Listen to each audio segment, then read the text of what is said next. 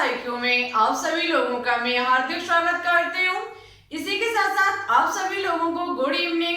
जैसा कि आप सभी लोगों को पता है, हम इवनिंग में 8 बजे के समथिंग सोने से पहले एक 500 क्वेश्चंस की सीरीज चला रहे हैं, जिसकी ये क्लास नंबर 40 है, जिसमें आज हम आपके लिए एनसीईआरटी केमिस्ट्री से लिए हुए वेरी इंपॉर्टेंट एमसीक्यू लेकर के आई हूँ, जो कि BSc nursing, CP NET, BHU, GSBM, paramedical exam 2021 के लिए मोस्ट इंपॉर्टेंट क्वेश्चन है। तो आप सभी लोग आज मेरे साथ जो भी हम यहाँ पर डिस्कस करें उन सभी को कॉपी में नोट डाउन करते हुए चलना, क्योंकि आज के क्वेश्चन बहुत ही इंपॉर्टेंट क्वेश्चन है। आज आप इस क्लास में कुछ एंजाइम से बनने वाले क्वेश्चंस को भी देखोगे जो हमने दोपहर में टॉपिक करा है, ठीक है। आज किसी एक चैप्टर से क्वेश्चन हमने नहीं लिया है, यहाँ पर आज मिक्सचर क्वेश्चन है, ठीक है। कुछ एंजाइम से भी आपको देखने को मिलेंगे। तो फिर चलिए टाइम ना वेस्ट करते हुए बात करते हैं आज के फर्स्ट क्वेश्चन पर, नजर डालते बोर्ड की तरफ। देखो, क्वेश्चन पर बात करने से पहले एक बात और, यदि अभी तक आपने हमारे चैनल को सब्सक्राइब करके बेल आइकन को प्रेस ऑल पर क्लिक ना किया हो तो एक बार जरूर कर लें। इससे हमारी आने वाली वीडियो के नोटिफिकेशन आप तक सबसे पहले पहुंच सकेंगे। देखो, अब बात करेंगे आज के फर्स्ट क्वेश्चन पर। आज का फर्स्ट क्वेश्चन है जो कि एंजाइम से लिया गया है कि यूरिया का अमोनिया एवं कार्बन डाइऑक्साइड में अपघटन किस एंजाइम से होता है। यूरिया का अमोनिया एवं कार्बन डाइऑक्साइड में अपघटन किस एंजाइम से होता है। जाइमेज एंजाइम से, इन्वर्टेज एंजाइम से, माल्टेज से, या फिर इनमें से कोई नहीं। तो देखो, आपको पता होगा यूरिया होती है NH2CONH2, ठीक है। जब इसका किया जाता है जल अपघटन, तब आपको पता होगा निर्माण होता है अमोनिया और कार्बन डाइऑक्साइड गैस का। ये जो यहाँ पर उत्प्रेरक के रूप में भूमिका निभाता है वो हमारा माल्टेज एंजाइम होता है। ये क्रिया माल्टेज एंजाइम की उपस्थिति में संपन्न होती है। जब अमोनिया का जल अपघटन माल्टेज एंजाइम की उपस्थिति में कराया जाता है, तब बनके तैयार होती है अमोनिया और कार्बन डाइऑक्साइड गैस। याद रखना, ये जो माल्टेज है ये स्रोत है ईस्ट का, ठीक है। ये ईस्ट से प्राप्त किया जाता है क्या, माल्टेज एंजाइम, ठीक है। तो इसका ऑप्शन नंबर सी जो होगा वो इस क्वेश्चन का राइट आंसर होगा। अब हम आपको कुछ इन्वर्टेज के बारे में भी बता देते हैं। जो आपका इन्वर्टेज एंजाइम है, ये सुक्रोज से जब ग्लूकोज और फ्रक्टोज प्राप्त किया जाता है, उस टाइम जो इन्वर्टेज एंजाइम होता है वो उत्प्रेरक के रूप में भूमिका निभाता है, ठीक है। इसी प्रकार से जो आपका जाइमेज एंजाइम है, इसमें क्या होता है, जब ग्लूकोज से एथिल अल्कोहल का निर्माण किया जाता है, तब ये आपका जो जाइमेज एंजाइम होता है वो उत्प्रेरक के रूप में भूमिका निभाता है। अब आपको पता चल गया होगा माल्टेज किस में प्रयुक्त होता है, इन्वर्टेज किस में प्रयुक्त होता है और जाइमेज एंजाइम किस में प्रयुक्त होता है। चलिए अब बात करते हैं सेकंड क्वेश्चन पर। सेकंड क्वेश्चन है, ऑक्सीजन अनुपस्थित होती है। ऑक्सीजन अनुपस्थित होता है केरोसिन में, कांच में, मिट्टी में या फिर सीमेंट में। तो देखो, याद रखना, इनमें से जो ऑक्सीजन अनुपस्थित होगी वो केरोसिन में होगी। केरोसिन मिट्टी का तेल, मिट्टी के तेल को क्या कहा जाता है, केरोसिन, ठीक है। तो याद रखना, केरोसिन जो होता है वो एक हाइड्रोकार्बन पदार्थ होता है। ये कैसा होता है, हाइड्रोकार्बन पदार्थ होता है। अब हाइड्रोकार्बन पदार्थ आपको पता होगा जो हाइड्रोजन और कार्बन से मिलकर के बने होते हैं, ऐसे पदार्थ को हाइड्रोकार्बन पदार्थ कहा जाता है। इसलिए याद रखना, केरोसिन में जो ऑक्सीजन होती है वो अनुपस्थित होती है। ऑप्शन नंबर ए जो होगा वो इस क्वेश्चन का राइट आंसर होगा। नेक्स्ट क्वेश्चन है, कौन सा सिद्धांत समांगी उत्प्रेरण की व्याख्या करता है। वेरी इंपॉर्टेंट क्वेश्चन है। यदि आपने हमारा सिद्धांत उत्प्रेरण के सिद्धांत वाला टॉपिक पढ़ा होगा तो शायद आपको इसका आंसर भी पता होगा कि कौन सा सिद्धांत समांगी उत्प्रेरण की व्याख्या करता है। आधुनिक अवशोषण सिद्धांत, माध्यमिक यौगिक सिद्धांत, या फिर ए व बी दोनों, या फिर इनमें से कोई नहीं। तो याद रखना, समांगी उत्प्रेरक की जो व्याख्या करता है वो हमारा माध्यमिक यौगिक सिद्धांत करता है। माध्यमिक यौगिक सिद्धांत यदि आपने ये टॉपिक अभी तक नहीं पढ़ा है तो एक बार केमिस्ट्री की प्लेलिस्ट में जाकर के जरूर पढ़ लें, सरफेस केमिस्ट्री वाले चैप्टर में, ठीक है, क्योंकि ये बहुत ही इंपॉर्टेंट क्लास है। हमने आपको माध्यमिक यौगिक सिद्धांत प्लस आधुनिक अवशोषण सिद्धांत बहुत ही अच्छे से डिफाइन किया। ये आपका सरफेस केमिस्ट्री का पार्ट नंबर 6 है, ठीक है। पार्ट नंबर 6 में जाकर के ये क्लास आप देख सकते हैं। तो याद रखना माध्यमिक यौगिक सिद्धांत, सबसे पहले हम आपको यहाँ थोड़ी जानकारी देते हैं कि माध्यमिक यौगिक सिद्धांत जो है इसकी खोज की थी क्लीमेंट नामक वैज्ञानिक ने, ठीक है। क्लीमेंट नामक वैज्ञानिक ने सन 1806 ईस्वी में इसकी खोज की थी, ठीक है। सन 1806 ईस्वी में क्लीमेंट नामक वैज्ञानिक ने माध्यमिक यौगिक सिद्धांत की खोज की थी, जहां पर हम आपको थोड़ा बता देते हैं कि यहाँ पर फर्स्ट अपकारक जो होता है वो उत्प्रेरक के साथ क्रिया करके एक नया उत्पाद बनाता है और पुनः वही उत्पाद दूसरे अपकारक के साथ क्रिया करके उत्प्रेरक को बाहर निकाल देता है। जब हमारा एक नया उत्पाद बनता है वही हमारा कहलाता है क्या, माध्यमिक यौगिक। माध्यमिक यौगिक जैसे कि कोई हमारा ए अपकारक है जो कर रहा है सी उत्प्रेरक के साथ क्रिया, ठीक है। सी उत्प्रेरक के साथ ये क्रिया करेगा, बनाएगा AC, ठीक है। ये हमारा होगा माध्यमिक यौगिक, ये होगा हमारा माध्यमिक यौगिक। यही माध्यमिक यौगिक क्या करेगा, AC एक दूसरे अपकारक के साथ क्रिया करेगा, ठीक है, जो कि हमारा B होगा। यहाँ पर जब ये B के साथ क्रिया करेगा तो ये A जो होगा वो BA के साथ जुड़ जाएगा और उत्पाद का निर्माण कर लेगा। C उत्प्रेरक जो हमने यहाँ पर लिया था वो हमारा बाहर निकल जाएगा। माध्यमिक यौगिक सिद्धांत जो होता है याद रखना ये 2 पद में संपन्न होता है, ठीक है। ये भी याद रखना इसकी जो क्रिया विधि होती है वो 2 पद में संपन्न होती है। पहले उत्प्रेरक के साथ ये क्रिया करता है, उसके बाद ये सेकंड पद पर जाकर के उत्प्रेरक को बाहर निकाल देता है। यदि आप इसे बिल्कुल विद एग्जांपल से जानकारी लेना चाहते हैं तो क्लास को देख लीजिए जाकर के। चलिए अब बात करते हैं नेक्स्ट क्वेश्चन पर। नेक्स्ट क्वेश्चन है निम्नलिखित कथनों में से कौन सा सत्य नहीं है। निम्नलिखित कथनों में से कौन सा सत्य नहीं है। भौतिक अवशोषण वांडर वाल्स बलों के कारण होता है, बिल्कुल सही है। ये वांडर वाल्स बल जो होता है बहुत ही कमजोर बल होता है, ठीक है, जो कि हमारे भौतिक अवशोषण में वांडर वाल्स बल ही उपस्थित होता है, ठीक है। सेकंड पॉइंट है तो भौतिक अवशोषण उच्च दाब व निम्न दाब पर घटता है। तो याद रखना ये कथन जो होगा वो गलत होगा, लेकिन ये ऑप्शन जो होगा वो सत्य होगा। ऑप्शन जो होगा वो सही होगा। भौतिक अवशोषण निम्न दाब पर संपन्न होता है, ठीक है। ये निम्न दाब पर संपन्न होता है, उच्च दाब पर संपन्न होता है, जबकि ये भौतिक अवशोषण उच्च दाब पर निम्न दाब पर घटता है, निम्न दाब पर घटता है। तो ये ऑप्शन, ये जो कथन होगा वो गलत होगा, लेकिन ये ऑप्शन जो होगा वो राइट होगा। नेक्स्ट है भौतिक अवशोषण उत्क्रमणीय होता है, तो बिल्कुल सही है।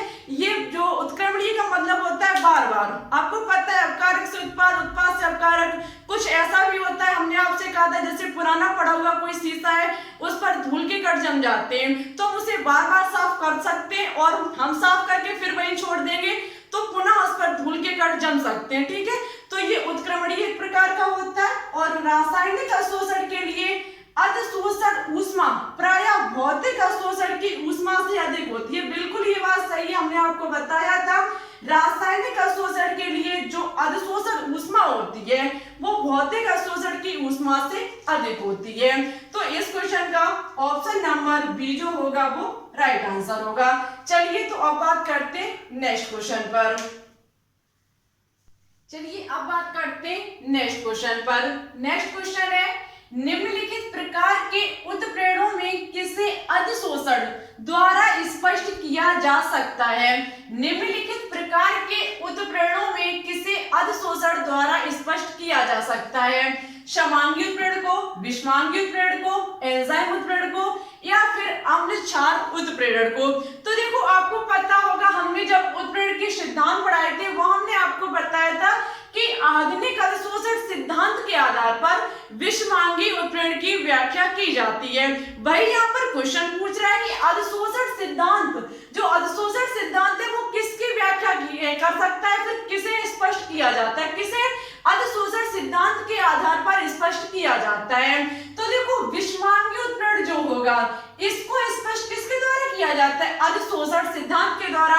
अधिशोषण सिद्धांत के आधार पर किसकी व्याख्या की जाती है, विषमांगी उत्प्रेरण की। ऑप्शन नंबर बी जो होगा वो इस क्वेश्चन का राइट आंसर होगा। जबकि जो समांगी उत्प्रेरण है उसकी व्याख्या की जाती है माध्यमिक यौगिक सिद्धांत के आधार पर। ठीक है, अब बात करते हैं नेक्स्ट क्वेश्चन पर। नेक्स्ट क्वेश्चन है रोजन-मुंड अपक्रिया में उत्प्रेरक विष में कार्य करता है। रोजन-मुंड अपक्रिया में उत्प्रेरक विष में कार्य करता है। देखो इसका आपको सबसे पहले ये पता होनी चाहिए कि रोजन-मुंड अपक्रिया कौन सी होती है। हम आपको पहले भी पढ़ा चुके हैं रोजन-मुंड अपक्रिया। रोजन-मुंड अपक्रिया में क्या होता है कि जो एसिटिल क्लोराइड होता है वो हाइड्रोजन गैस के साथ क्रिया करता है और एसिटिल का निर्माण करता है। चलिए हम बोर्ड पर समझाते हैं इस रिएक्शन को। ये हमारा CH3COCl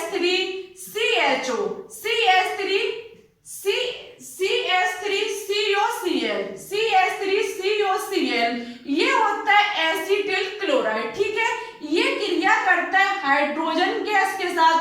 जब यहाँ पर इसका हाइड्रोजनीकरण होता है तो याद रखना बनके तैयार होता है CH3CHO एसिटिल्डिहाइड। CH3CHO एसिटिल्डिहाइड जो होता है वो बनके तैयार होता है और आपका जो HCl होता है वो बाहर निकल जाता है। याद रखना ये हमारी होती है रोजन-मुंड अपक्रिया। ठीक है, यहाँ पर क्वेश्चन पूछ रहा है कि इस रिएक्शन में उत्प्रेरक विष के रूप में कौन कार्य करता है, PDBaSO4, PDCl2O3, PDCuSO4 या फिर PD।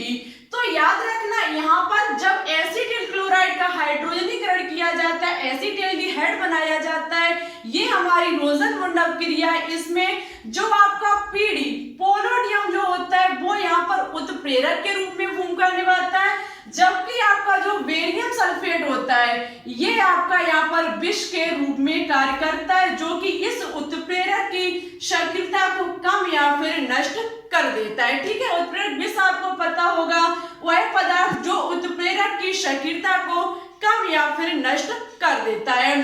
तो याद रखना इस क्वेश्चन का ऑप्शन नंबर ए जो होगा वो राइट आंसर होगा। देखो ऐसे क्वेश्चंस को करने के लिए आपको रिएक्शन पता होनी चाहिए। तो हम जो भी एग्जांपल के तौर पर रिएक्शन बताते हैं उन सभी रिएक्शन को हमेशा माइंड में फिट रखा करें, क्योंकि क्वेश्चन कभी भी एग्जाम में कहीं से भी पूछा जा सकता है। नेक्स्ट क्वेश्चन है कि इनवर्टेज एंजाइम का स्रोत है। इनवर्टेज एंजाइम स्रोत है सोयाबीन का, आमाशय का, माल्ट का या फिर ईस्ट का। तो आपको पता होगा इनवर्टेज एंजाइम का जो स्रोत होता है वो ईस्ट होता है। ठीक है, ईस्ट से इनवर्टेज एंजाइम को प्राप्त किया जाता है और इनवर्टेज एंजाइम जो होता है वो इच्छु शर्करा जिसे कहा जाता है सुक्रोज, उसको ग्लूकोज और फ्रक्टोज में परिवर्तन करने के लिए इसका प्रयोग किया जाता है। किसका, इनवर्टेज एंजाइम का। ठीक है, इस क्वेश्चन का ऑप्शन नंबर डी जो होगा वो राइट आंसर होगा। नेक्स्ट क्वेश्चन है एक जैविक उत्प्रेरक है, एक जैविक उत्प्रेरक है, एक एमिनो अम्ल, एक कार्बोहाइड्रेट, एक एंजाइम, एक नाइट्रोजन अणु। तो आपको पता होगा जैविक उत्प्रेरक क्या होते हैं, हमारे एंजाइम जो हमारी बॉडी में होने वाली क्रियाओं पर क्या करते हैं, उत्प्रेरक के रूप में भूमिका निभाते हैं। ठीक है, ये हमारे एक जैविक उत्प्रेरक होते हैं, कौन, एंजाइम। ठीक है, ऑप्शन नंबर सी जो होगा वो इस क्वेश्चन का राइट आंसर होगा। चलिए अब बात करते हैं नेक्स्ट क्वेश्चन पर। चलिए तो बात करते हैं हम नेक्स्ट क्वेश्चन पर। नेक्स्ट क्वेश्चन है अधिशोषण बहुस्तरीय होता है। अधिशोषण बहुस्तरीय होता है, भौतिक अवशोषण, रासायनिक अवशोषण, दोनों में या फिर इनमें से कोई नहीं। तो देखो अधिशोषण बहुस्तरीय, सबसे पहले हम आपको इसका आंसर बता देते हैं। देखो इसका आंसर ऑप्शन नंबर ए जो होगा वो राइट आंसर होगा, भौतिक अवशोषण। अब क्यों होगा, तो हमने आपको एक एग्जांपल के तौर पर बताया था, जैसे कि कोई कांच का शीशा पड़ा हुआ है बहुत दिनों से, ठीक है, उस पर आकर के जम जाएंगे धूल के कण। जब उस पर धूल के कण आकर के जमेंगे, जैसे कि ये हमारी कोई वस्तु है, ठीक है, इस पर यदि धूल के कण आकर के जमेंगे, इसकी पूरी सतह को घेर लेंगे, तो ऐसा नहीं है कि एक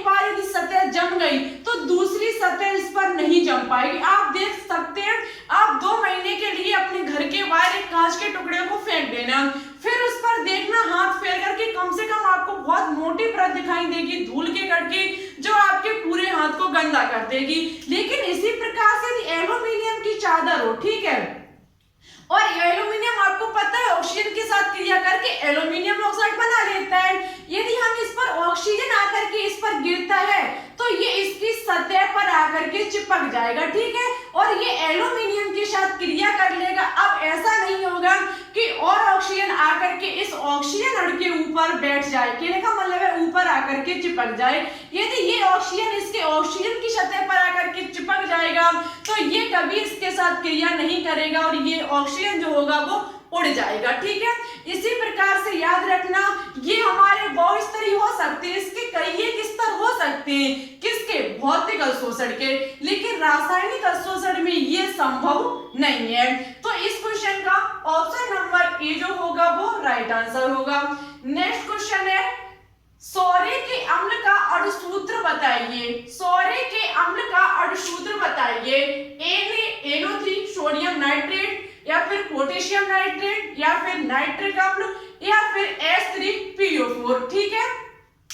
तो यहाँ पर सौर्य के अम्ल का अणुसूत्र पूछ रहा है, तो याद रखना यहाँ पर जो सौर्य के अम्ल का अणुसूत्र होगा वो हमारा HNO3 होगा। याद रखना नाइट्रिक अम्ल को सौर्य के अम्ल कहा जाता है, नाइट्रिक अम्ल को सौर्य का अम्ल कहा जाता है, इसलिए इस क्वेश्चन का ऑप्शन नंबर सी जो होगा वो राइट आंसर होगा, HNO3, ठीक है। नेक्स्ट क्वेश्चन है लगभग 98% सांद्रता के नाइट्रिक अम्ल को क्या कहा जाता है। ये इंपॉर्टेंट क्वेश्चन है कि लगभग 98% सांद्रता के नाइट्रिक अम्ल को क्या कहा जाता है।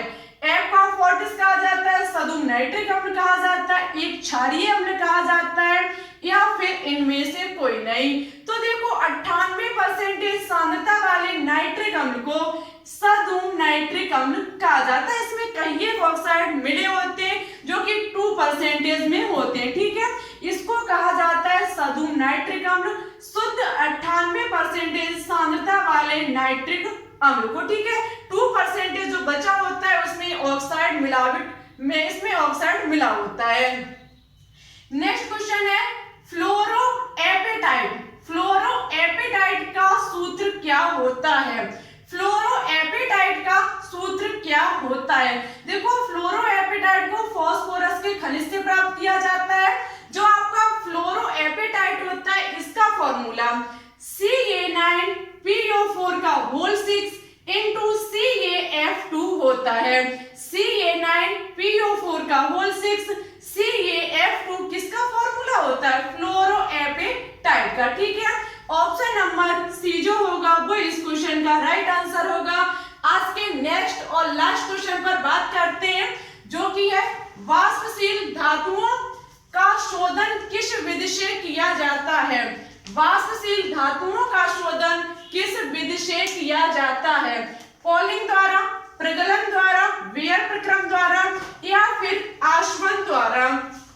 तो देखो इसका आंसर आपको हमारे कमेंट बॉक्स में देना होगा कि वाष्पशील धातुओं का शोधन किस विधि के द्वारा किया जाता है। ये आपको पहले भी बता चुके। तो जो स्टूडेंट इस क्वेश्चन का आंसर राइट और अच्छे से देंगे नेक्स्ट क्लास में उनका नाम हम जरूर ही लेकर के आएंगे। सबसे पहले पिछली क्लास में जो हमने क्वेश्चन होमवर्क में दिया था उसका आंसर किसने राइट दिया, सबसे पहले हम उनके नाम लेते हैं। नाम है विकास पटेल, सीता जाट और महेंद्र यादव। इन 3 स्टूडेंट ने बिल्कुल सही और अच्छे से दिया। आप लोग ऐसे ही लगातार कोशिश करते रहिए, आपका सपना पूरा होकर के रहेगा। तो फिर ठीक है, आज के लिए बस इतना है। वीडियो अच्छी लगे तो लाइक एंड दोस्तों के साथ शेयर करना बिल्कुल भी ना भूलें।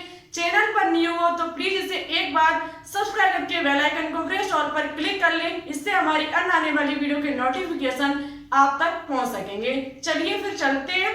Thanks for watching this video. जय हिंद, जय भारत।